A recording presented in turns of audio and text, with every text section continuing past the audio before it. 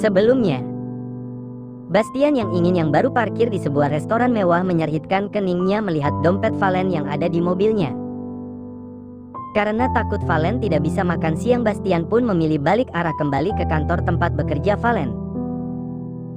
Di perjalanan entah kenapa Bastian merasakan rasa khawatir yang berlebihan. Tak hanya itu saja, Bastian juga tiba-tiba ingin menangis tanpa sebab, membuatnya menghentikan mobilnya sebentar di pinggir jalan. Ada apa denganku? Kenapa aku merasakan rasa sakit di dadaku? Ini benar-benar tidak masuk akal, gumam Bastian.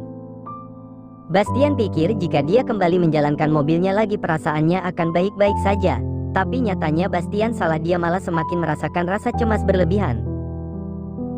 Aku harap ini hanya perasaanku saja. Aku tahu Valen pasti akan menjaga ketiga bayiku dengan aman, gumam Bastian. Tapi kata-kata itu harus dia telan lagi karena sesampainya di kantor milik dedinya, Bastian melihat sosok yang sangat tidak asing, yaitu Valen sedang menahan sakit dengan langkahnya yang sempoyongan. Valen! Teriak Bastian berlari ke arah Valen dan langsung memangku Valen. Sepanjang perjalanan Valen dan Bastian saling bergenggaman tangan. Keduanya saling diam di dalam situasi yang sangat darurat ini. Maaf, Bas, aku garis bawah, ucap Valen terhenti karena Bastian menyela ucapannya. Ini bukan salah kamu, Val, ini semua adalah salah aku yang bodoh dan membuatmu seperti ini, kata Bastian sambil menangis. Keduanya saling terisak dengan air mata penyesalan. Bastian yang merasa gagal karena memang semua letak kesalahan ada padanya, sedangkan Valen dan ketiga anak-anaknya hanyalah korban keegoisannya. Andai dia tidak terobsesi untuk penasaran akan kedatangan mantannya, andai dia tidak membawa masalah di rumah tangganya, mungkin kini dia dan Valen akan hidup bahagia menanti ketiga anak kembar. Tapi nasi sudah menjadi bubur. Valen dan dirinya sudah selesai dengan meninggalkan ketiga buah hati yang masih menunggu hari lahirnya. Temani aku, Bas, ucap Valen. Bastian mengeratkan pegangan tangannya. Aku akan menemanimu. Kamu dan anak-anak kita pasti kuat, aku tahu itu, kata Bastian lagi. Butuh waktu beberapa menit untuk sampai di rumah sakit. Valen dipindahkan ke berangkar darurat, tapi saat akan dibawa ke UGD pihak rumah sakit malah membuat Bastian kesal. Bagaimana tidak, Valen sedang membutuhkan bantuan, tapi pihak medis malah menyuruhnya untuk ke bagian administrasi dulu. Dia tahu itu adalah peraturan penting, tapi yang disayangkan adalah kenapa pihak rumah sakit tidak langsung mengambil tindakan saat melihat pasien yang butuh bantuan, dan malah menuntut untuk menyelesaikan administrasinya dulu. Bas, tenanglah, aku mohon jangan marah, selesaikan dulu administrasinya, aku menunggumu, cepatlah, ucap Valen memegang tangan Bastian. Bastian menatap Valen yang menahan sakit, hatinya sakit saat melihat Valen yang kesakitan seperti itu. Perlahan ego Bastian melulu dan langsung berlari ke bagian resepsionis untuk mengurus administrasinya. Dan setelah melewati semua itu, Bastian langsung berlari secepat kilat untuk menemui Valen. Tapi saat ke lorong bagian UGD, Valen sudah terlanjur masuk ke dalam ruangan UGD, membuat Bastian hanya bisa berdiri di depan ruangan UGD sambil mendoakan keselamatan Valen dan ketiga anaknya. Aku tidak pernah merasakan sesedih ini, tapi tidak untuk kali ini. Ya Tuhan, aku mohon berilah keselamatan untuk Valen dan ketiga janin yang ada di dalam kandungannya. Aku mohon selamatkan anak-anakku, ucap Bastian. Di dalam ruangan UGD nampak Valen yang menahan untuk tidak menangis. Rasanya sangat sakit di bagian perutnya, tapi Valen kembali menegaskan jika dirinya bukan wanita lemah, dia wanita kuat, dan begitu pun dengan anak-anaknya. Mimi sayang kalian, jangan tinggalkan Mimi. Dan setelah mengatakan itu, Valen langsung menutup matanya karena obat bius yang disuntikan di tangannya mulai beraksi. Sedangkan di tempat lain Tia masih syok dengan apa yang terjadi pada Valen tadi. Dia tidak menyangka jika Valen akan mengalami pendarahan karena ulahnya. Tapi meski demikian tidak ada penyesalan di wajah Tia. Dia tidak peduli dengan kondisi Valen yang mungkin saja sedang sekarat di rumah sakit. Tia senang karena dendamnya bisa terbalaskan, meskipun dia tahu setelah ini Tia yakin dia akan mendapatkan sebuah masalah besar. Persetan dengan Valen, aku tidak peduli meski dia mati sekalipun, yang penting aku sudah balas dendam, ucap Tia sambil mendudukkan bokongnya di kursi kerjanya.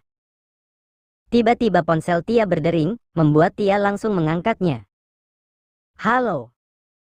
Tia, Tuan Darrell menyuruhmu untuk ke ruangannya. Tia mematikan ponselnya, sial dia yakin bosnya itu akan memecatnya, bahkan mungkin tak akan segan-segan memasukkannya ke polisi. Aku harus kabur, aku tidak mau menghabiskan masa mudaku di penjara. Gumam Tia langsung beranjak bergegas untuk melarikan diri sebelum dirinya benar-benar ketangkap polisi. Darrell yang baru mengetahui Valen mengalami pendarahan karena didorong oleh Tia sangat murka. Dia bukan hanya akan memecat Tia tapi Darrell juga yang akan mengirim Tia ke kantor polisi sendiri. Aku memang tidak menyukai Bastian tapi tidak dengan anak-anaknya. Bagaimanapun anak yang ada di kandung Valen adalah cucu Dedi yang berarti keponakanku. Gumam Darrell. Lama Darrell menunggu tapi belum juga ada tanda-tanda kedatangan Tia. Membuat Darrell memilih untuk keluar dari ruangannya untuk mencari Tia. Mana Tia? Kenapa dia belum ke ruanganku? Tanya Darrell pada salah satu karyawan. Tia sudah pulang tuan, tadi saya melihat Tia mengendap-endap keluar dari kantor. Jelas karyawan itu. Darrell mengertakkan giginya kesal, dia menatap horor semua karyawan yang kini menunduk takut itu. Apa di kantor ini kalian bekerja hanya untuk menonton seseorang yang ditindas? Hah! Teriak Darrell marah. Tidak ada yang menjawab, hening dan sepi seperti tidak ada satupun manusia. Membuat Darrell semakin kesal. Apa kalian tahu wanita yang kalian gosipkan hamil di luar nikah atau simpanan om-om itu adalah menantu dari pemilik perusahaan tempat kalian bekerja? Valentina adalah istri dari Bastian Chachel Chris, anak pertama dari pernikahan pemilik perusahaan ini bersama istri pertamanya. Dan kalian telah melakukan kesalahan besar dengan mengabaikan menantu bos kalian yang sedang merintih sakit meminta pertolongan. Jadi untuk kalian yang merasa telah memvideo dan menonton kejadian tadi sebaiknya kalian cepat angkat kaki dari perusahaanku. Karena di perusahaan ini tidak membutuhkan manusia yang tidak memiliki hati seperti kalian. Tegas Darrell. Tanpa melihat wajah karyawan di divisi yang bersama dengan Valen yang memperlihatkan wajah kagetnya, Darrell langsung tancap gas pergi menuju rumah sakit. Dia bukan hanya bersalah akan kejadian yang menimpa Valen tapi Darrell juga mungkin saja sudah membuat bendera kebencian di antara dirinya dan Bastian. Aku akan menangkapnya, tapi sebelum itu aku memastikan jika Valen dan keponakanku selamat. Bastian masih menunggu Valen yang masih di UGD, 30 menit berlalu rasanya sangat lama untuk Bastian. Dia benar-benar tidak akan memaafkan dirinya jika sampai hal buruk terjadi pada Valen dan anak-anaknya. Mom Dena tiba-tiba datang tentunya dengan wajah yang terlihat marah bercampur khawatir. Dan saat melihat Bastian rasanya dia ingin menghajar putra semata wayangnya itu. Bagaimana tidak 2 jam yang lalu Valen masih bisa tersenyum bahkan mencium punggung tangannya, tapi sekarang? Dia tadi mendapatkan telepon dari Bastian yang mengatakan jika Valen mengalami pendarahan. Mom, ucap Bastian melihat kehadiran Mom Dena. Tangan Mom Dena yang semula terangkat untuk menamparkan Bastian kini hanya mengambang di udara. Kenapa dia harus menamparkan putranya yang sedang terpukul? Kesedihannya bahkan tidak sebesar kesedihan di hati putranya. Terlepas dari kebodohan yang dilakukan putranya, Bastian adalah seorang ayah dari anak-anaknya, dan sudah pasti sekarang Bastian sedang terpukul dengan musibah yang menimpa Valen. Bas, kenapa Valen bisa seperti ini? Hanya satu pertanyaan itulah yang akhirnya keluar dari mulut wanita tua itu. Bastian memeluk Mom Dena, mencoba mencari ketengan hatinya yang sedang gelisah karena memikirkan keselamatan untuk Valen dan anak-anaknya. Untuk pertama kalinya Mom Dena akhirnya melihat Bastian yang menangis di pelukannya. Jujur Mom Dena kaget saat mendengar isakan tangis pilu Bastian. Terakhir dia melihat Bastian menangis itu saat Bastian SMP dan itu pun sudah 17 tahun yang lalu. Bas, hei ayolah kau tidak boleh cengeng, si kembar akan malu menggakuimu sebagai pipinya jika kau terus menangis seperti ini. Ucap Mom Dena mencoba mencairkan suasana. Meski sebenarnya dia juga ingin menangis, Mom Dena merasa Bastian sudah jauh lebih baik dari sebelumnya. Dan tentunya hal itu adalah sesuatu yang membahagiakan untuk seorang ibu. Bastian melepaskan pelukannya, lalu menatap momnya. Mom jangan membuat kekonyolan, aku sedang sedih. Kesal Bastian merasa diejek. Mom Dena terkekeh, tangannya terulur untuk mengusap air mata di dekat hidung Bastian. Iu, ternyata ingus. Ucap Mom Dena dengan ekspresinya yang dibuat-buat, membuat Bastian menatap Mom Dena tajam. Mom, geram Bastian. Ini beneran ingus, lihatlah, coba, rasa pasti asin. Kata Mom Dena masih tidak mau menghentikan leluconnya. Dan hal itu sukses membuat Bastian kesal. Mom Dena jelas senang saat melihat wajah dingin Bastian. Dia lebih suka melihat wajah jutek putranya dibandingkan dengan putranya yang menangis. Itu membuatnya merasa memiliki anak yang lemah. Darrell yang melihat interaksi Bastian dan ibu tirinya hanya terdiam sambil bersembunyi. Entah kenapa dia merasa iri akan Bastian yang memiliki ibu pengertian seperti Mom Dena. Sedangkan dirinya selalu merasa tertekan dengan semua permintaan ibunya, termasuk rencana ibunya yang menginginkan semua harta warisan dedinya dan menyuruhnya menyingkirkan Bastian. Setelah melihat ini, mungkin pikiran Darrell akan sosok Bastian yang memang pria brengsek di ranjang mungkin akan mengurang. Ya, tentunya setelah melihat air mata seorang pria yang diperlihatkan Bastian padanya, Darrell juga seorang pria dan dia juga tentu paham jika pria sejati tidak takut untuk menagis, bahkan akan berani menangisi sosok yang disayangnya. Valen mungkin akan lebih bahagia jika bersama Bastian, dan mungkin tidak jika bersamaku. Gumam Darrell sambil memegangi dadanya.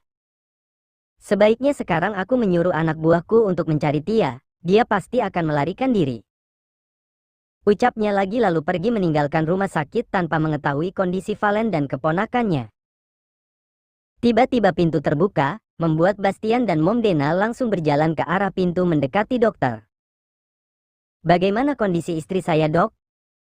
Tanya Bastian. Iya, bagaimana kondisi menantu saya, Dok? Mom Dena mengulang pertanyaan yang sama dengan Bastian. Dokter melihat keduanya. Saat ini pasien masih lemah, tapi meski begitu pasien sangatlah kuat, begitupun dengan janin yang ada di kandungannya. Saya baru melihat wajah santai seorang ibu saat detik-detik menegangkan pendarahan seperti tadi. Istri Anda benar-benar luar biasa, Tuan. Jelas sang dokter yang malah memuji Valen. Ini adalah pengalaman pertama untuk sang dokter memiliki pasien yang bisa santai dan rileks seperti Valen. Biasanya pasien-pasiennya yang lain akan menangis meminta obat pereda karena yang namanya pendarahan tentunya rasa sakitnya tidaklah seperti digigit semut. Tapi Valen, sejak masuk sampai kehilangan kesadarannya, Valen terus mengatakan doa-doa dan harapannya untuk keselamatan anak-anaknya, membuat dokter dan rekan medis yang lainnya terharu akan sosok Valen yang sangat terlihat tegar dan kuat. Mendengar penjelasan Dokter, Bastian tersenyum. Bukan hanya dokter yang kagum pada Valen, tapi Bastian juga mengakui jika dia benar-benar menyia-nyiakan seseorang yang sangat luar biasa seperti Valen. Sebelum pasien kehilangan kesadarannya, dia mengatakan ingin ditemani Bastian. Apa tuan yang bernama Bastian? Tanya dokter. Bastian mengangguk. Iya, saya, Dok. Sahut Bastian cepat dengan wajah sumringah karena Valen ternyata ingin ditemani oleh dirinya. Mom Dena tersenyum mendengarnya. Bukan hanya Bastian yang senang, tapi dia juga bahagia jika Valen bisa menerima Bastian lagi. Dan itu tandanya PR-nya untuk mendekatkan Bastian dan Valen mungkin akan selesai. Apa saya boleh masuk sekarang? Tanya Bastian. Mungkin nanti tuan setelah pasien dipindahkan ke ruang rawat inap. Kata dokter lagi membuat Bastian menghela nafasnya kasar. Dia harus menunggu lagi, padahal Bastian sudah tidak sabar untuk memberikan ciuman cintanya untuk Valen dan ketiga anak-anaknya. Tunggu pipi sayangku. Pipi akan segera menengok kalian. Gumam Bastian. Pletak. Bastian mendapatkan jitakan tepat di keningnya, dan jangan ditanya siapa pelakunya, ya siapa lagi kalau bukan Mom Dena. Mom.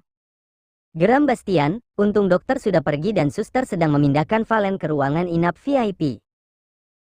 Itu hukuman untuk pipi mesum seperti Mubas. Ketus Mom Dena. Membuat Bastian terkekeh pelan. Well, orang ganteng mah bebas, lagian Valen juga mau kok. Sahut Bastian. Membuat Mom Dena mendelik sinis pada putranya. Awas saja jika setelah ini kau kembali berulah bule tua, Mom akan menghajarmu habis-habisan jika kau ketahuan menduakan menantu kesayangan Mom lagi. Ancam Mom Dena tidak main-main. Tenang saja Mom, tanpa Mom minta aku akan melakukannya, mereka adalah harta terindah yang aku miliki, aku akan memberikan mereka sejuta kebahagiaan, aku tidak akan berjanji, tapi aku akan melakukan semua yang bisa membuat Valen dan anak-anakku tersenyum dengan semampuku. Kata Bastian sambil tersenyum simpul. Mom pegang kata-katamu bule tua. Mom aku bukan bule tua. Ya bukan. Tapi usiamu 35 tahun, dan kau sudah tua,